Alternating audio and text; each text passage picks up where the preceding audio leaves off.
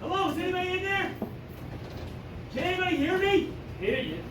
You kidding me? They can hear you up in the Bronx. Hey, we are closed. Go away. What? We're closed. The show closed. The theater is what's known as dark. No, but No, how could you not know that? The whole world was talking about it. Do you live under a rock or something? no, but you don't understand my situation. No, you don't understand, numbskull. We're closed. Now go away. Charlie? Charlie, it's me, Jimmy. I'm in the chorus. You're in the chorus or what? Well, I was in the chorus of West Side Story. I'm anxious. You sound anxious. No, I play anxious. Well, rather play it. Rather, I played anxious during the show. Anxious? I don't remember no anxious. I mean, Snowboy, Arab, those I remember. I don't remember no anxious. Okay, well, maybe you remember me as Chorus Boy 7. Chorus Boy 7. So now you're Chorus Boy 7, huh? I was Chorus Boy 7 until the show closed. That's how the director referred to me. Nice. What, he couldn't call you by your name? It was a small part, and plus, Hey, kid, there are no small parts. And in fact, there are no parts, period, because we're closed. So please, anxious boy, go on home. Charlie, can you please open the door? It's freezing out here. Look, I'm not opening the door for a total stranger, all right? But we're not strangers. You know me. I'm the chorus boy that stuck around and watched your card trick each night. Every night. You even showed me how most of the tricks were done. Yeah, the little kid with the curly hair and the big smile. I remember you. When all the other chorus kids were running off at the end of the night, you stayed around and watched. I appreciated that. Yes, so can you please open the door? Nah, can't do it. Come on. No, I'm not to open this door for anyone. Just for a few minutes, until I warm up. All right, just for a few minutes. Where's that key? All right, hang on. Dark as pitch in here.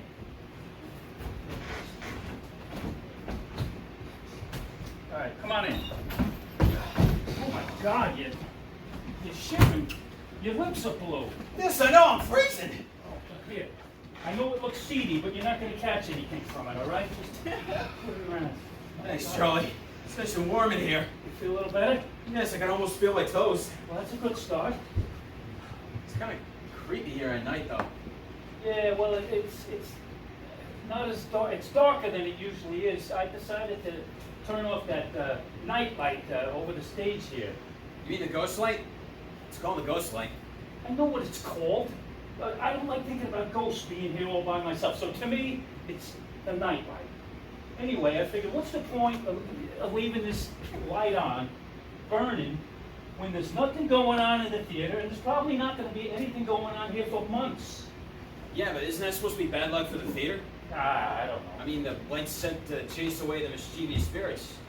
Ghosts that are said to virtually inhabit every theater in the world. You theater people are superstitious bunch. Telling someone, break a leg instead of good luck. Yeah. No whistling backstage. They never mention the play that. The Scottish play. Yeah. But they also say, you turn off the nightlight, it brings bad luck. But I was thinking, the way things are today, how much worse can things get, huh? I totally get it. Well, that was until you started banging on my door. Jeez, thanks. So come on. What's going on? You're dressed like it's summertime. I mean, what's wrong with you? You trying to catch your death or something? No, I just don't have any appropriate clothes for this weather. You didn't see this coming? It's freaking March in New York City. It's always colder than a penguin's pecker here. I only recently came up from Wickenburg. Wicked what? Wickenburg, a small town in Arizona. It's a small, hot town, like 80 degrees warmer than here. I just didn't have any clothes for this weather.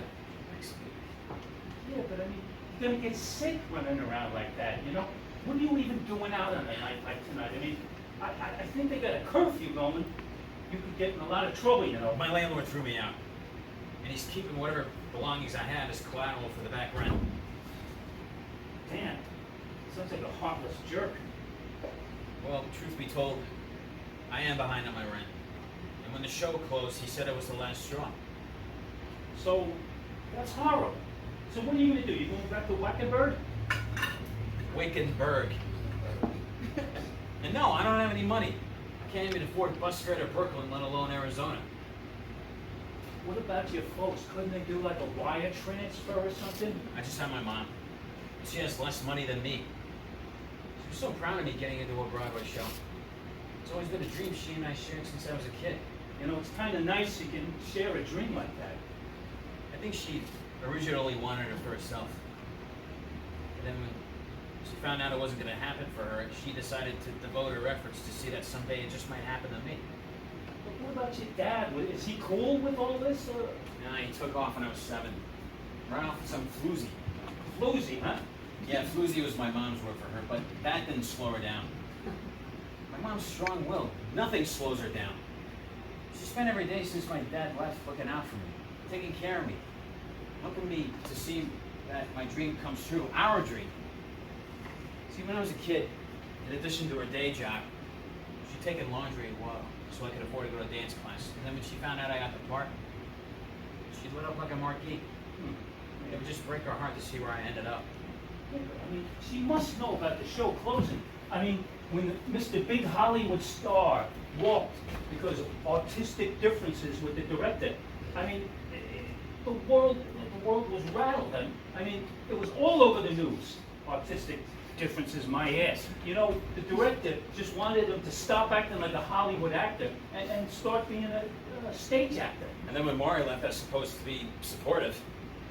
Yeah, they were like two movie star course lovers. Anyway, my mom knows, but I told her it was just temporary and that I'm doing just fine. I can't let her know. So, what are you gonna do? Do you have a friend or something? Someone? I don't have any friends. I've been in rehearsals every minute since I arrived. I haven't had any time to make friends. Where are you gonna stay? Well, it's just a thing. I was hoping I'd stay here. No. Get that idea out of your head. No, that's not gonna happen. But the theater's closed. You're the only one here. Nobody else has to know that. No, it's not gonna happen. But I got nowhere else to go. Gotta be somewhere. There's none. Look, I won't be a problem if you just let me do this.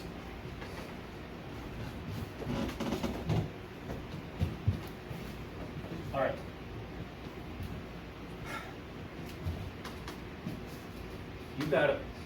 You gotta promise me. If I tell you something, you gotta promise me, not just for now, that you will never, ever mention it to anyone. Never, ever. If I help you out here, you gotta promise. Never. Never. I promise. So what is it? I'm the night watchman here, right? But I also live here. What do you mean? Well, like you get thrown out by a heartless landlord, 20 years ago I got thrown out by a heartless wife. So I moved in here and nobody has been the wiser. That's awful. Why would she do that to you? It wasn't her fault. I mean, she was awful, but I mean, I was a lot worse. I mean, not exactly faithful, a bit of a drinker to boot. You know, the marriage was doomed from day one, believe me. So, after she threw me out, I moved in here, and I didn't have enough money to get my own place because of the child care payments I had to make. You got a kid? Well, not exactly a kid. She's almost 22. She's beautiful. She is, isn't she? Her name's Maria. Maria. You say it loud and there's music playing. Yeah, kind of ironic, huh? Well, anyway, like your mom is proud of you, I am so proud of her. She's going into her last year at Yale Drama. And she's, like you, she wants to be an actor. God only knows why. That's fantastic, but Yale's expensive. Like, are you paying her tuition? No, not on this salary. She got a scholarship, and I mean, I send her what I can. But, all right, the secret is,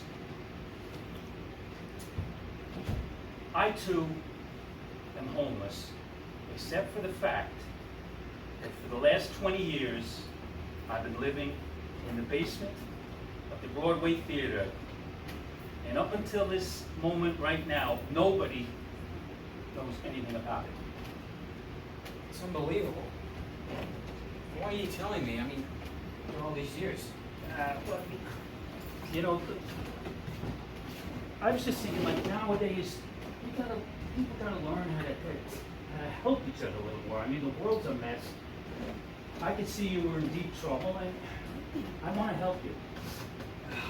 God, when am I gonna cry? Well, it's a theater. Go ahead and cry. I mean, this is the place. This is the place we're supposed to express our emotions. This is the cathedral. I guess. So, I'm also helping you because of my Maria. She too will come to New York. She'll struggle. All artists struggle. All actors struggle. And I'm just hoping that if she gets into trouble, someone might also help her too. Charlie, you have no idea how much this means to me.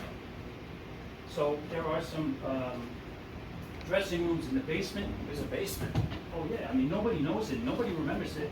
Basically, unused dressing rooms down there. It's from the days when they had 60 or 70 people in the cast. So I stay in the men's dressing rooms. You can stay in the women's. Okay. It's got a couch down there, a little messy, but you'll be sleeping right near the furnace, and you'll be plenty warm. Charlie, I can't believe this. I'll never forget this day. Day? You mean night? It's almost midnight. Yes, tonight. Tonight won't be just any night for you. You become my morning star. Tonight, you saved my life tonight, And for us, stars will stop where they